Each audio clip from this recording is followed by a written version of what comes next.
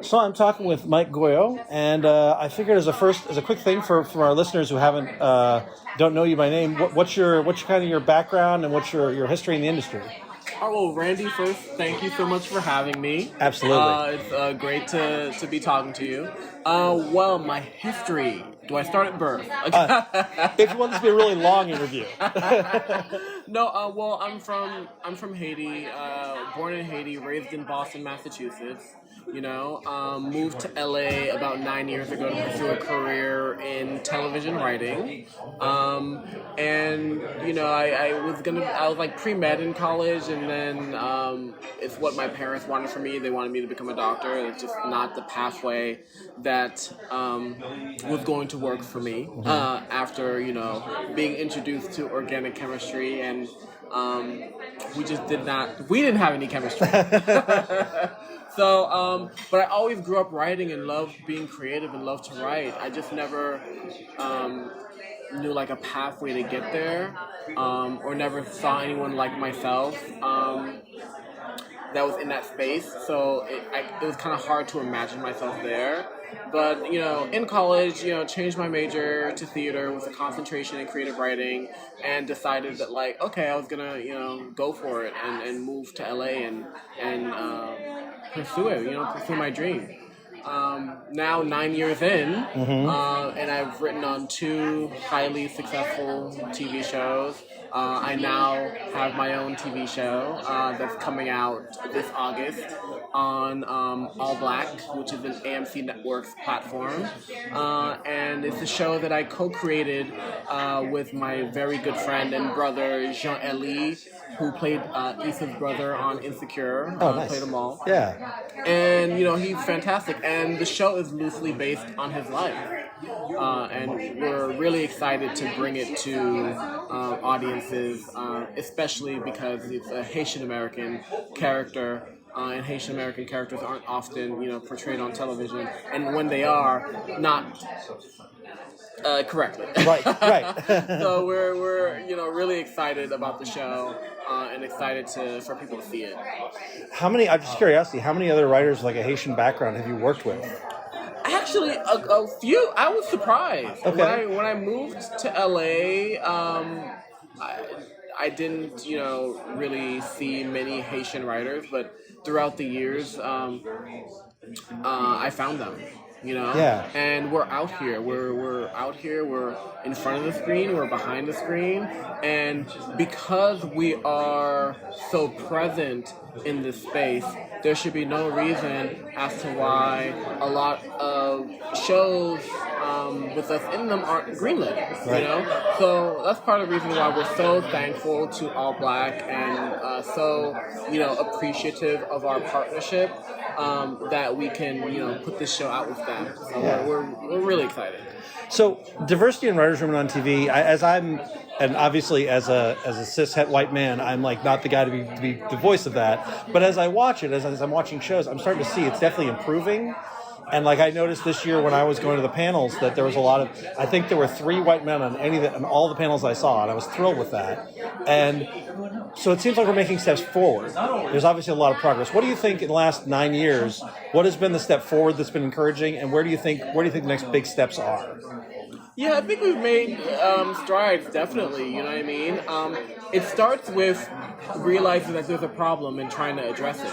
And that's been encouraging that, Hollywood has seen that there's an issue and is attempting to fix it, Many diversity reports have gone out, expressing the lack of diversity in Hollywood and how to make, efforts towards making a change, and I feel like we're doing that. You asked about within the last 9 years, I'd say shows like Rami, coming out expressing different, cultures,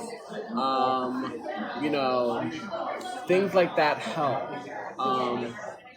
Fresh Off the Boat is a great one. I just did a panel with Melvin Marr from Fresh Off the Boat, and he's fantastic. Hentified, is great. Being able to share those different, unique experiences are really helping the overall entertainment zeitgeist kind of speak to more culturally specific content. So I think it's great. Now I know you have the Black Boy Rights, Black Girl Rights program.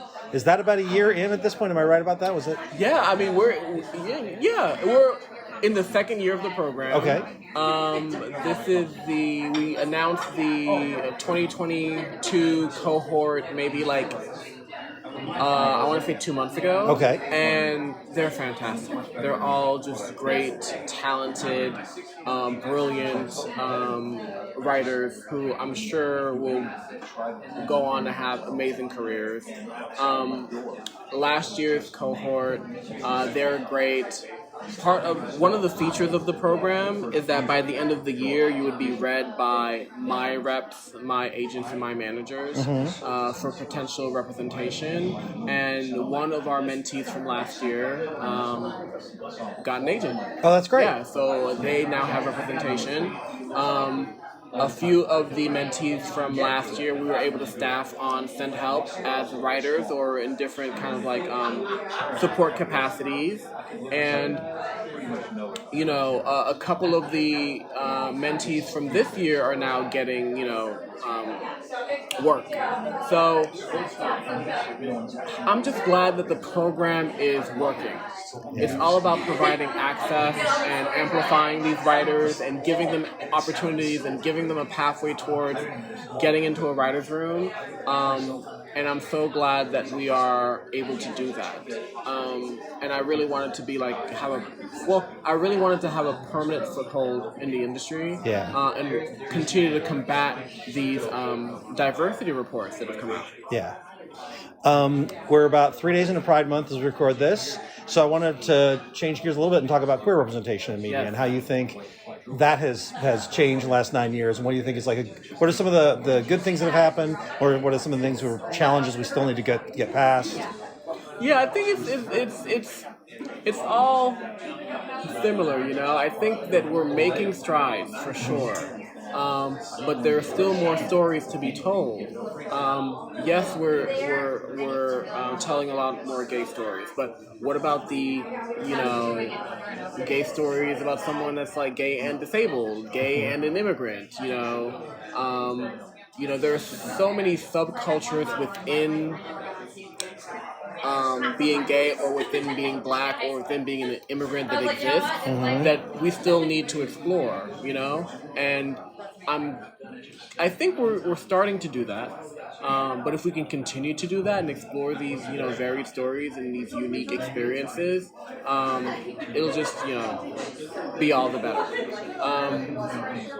I'm one that always likes to find the universality in someone's experience, and I think that is important because if I'm able to tell a story that's uniquely about someone or uniquely about myself and make it universal, then someone who has no clue about my experience can relate to it, right? And can see me outside of themselves or outside of whatever narrow perspective they may have of someone. Or of me. So, yeah, and I love that we're moving closer and closer to being able to explore all those stories. Yeah, I feel like there's one of my really good friends is a trans woman who I've worked with, and she and I would talk pop culture all the time. And we came at it from very different angles because some of the things that I was like, oh, this is great. And she would think that it was kind of like, well, she's like, yeah, but it felt like tokenism. It didn't feel real to me. And there's this cross-section, I think, of representation is really important because you want people to see themselves in the story, but you also want people to see otherness in that story and to recognize the otherness and realize, oh, wait a minute, this is something I can wrap my head around. And I think that's one of the tricks is you want something that is universal, like you said, but also speaks truly to the people who no, that is my experience. Yeah. And how do you balance that of well, this might seem super, I'm going to have to explain this a little bit to someone, but it's worth explaining that because it's gonna be how do you get the thing that's this is true to my experience, but also I'm also spoon feeding it to someone. Right, absolutely. Do you mind asking that one more time? Yeah, sure. I guess it's kind of a big question, but the question is like, how do you write something that is both true to a unique experience, but also universal enough that people can understand it if they don't have that experience? No, absolutely. I think that I'll take my story for example, right? Like my family, I think they're extremely kind of hilarious and unique, and but I'd say that there are many people that are in my family that mirror other families that exist, So as I'm telling my unique story and just exploring the space that I live in, you can see bits of yourself in that, and other people can see bits of themselves in that, and see the dynamic that takes place between, say, myself and my mother, or myself and my brother, and knowing that those same dynamics exist in your own family, but I'm able to tell it through my own personal lens without spoon feeding it to anyone in a way that's prescriptive. You just see it. You see it. It's like, oh, he's him and his brother are at odds. Mm-hmm. I've experienced that with my family, with my brother. So being able to tell unique stories, but still adding those kind of familiar ideas or familiar relationships is really what it's all about.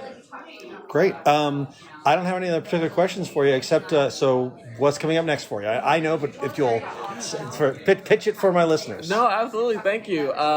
So Send Help is next. Send Help premieres in August. It premieres on ALLBLK, which is a streaming platform. You can download the app as well as find it on Roku. And we're really excited about that. I'm also currently developing a pilot, which I will be able to talk about more later, as well as two features that I'm working on. One is an animated feature, and the other is a feature that's based on a true story about a Mexican immigrant who's a star soccer player living in Dalton, Georgia. And in his senior year of high school, gets deported and actually smuggles himself back into the country to help his soccer team win the championship game, but as well as to be back with his family. So it's a story about perseverance. It's a coming-of-age story. It's a story about the broken immigration system that exists, and I'm really excited about all the projects. Great. Thank you very much for taking the time. Thank you so much.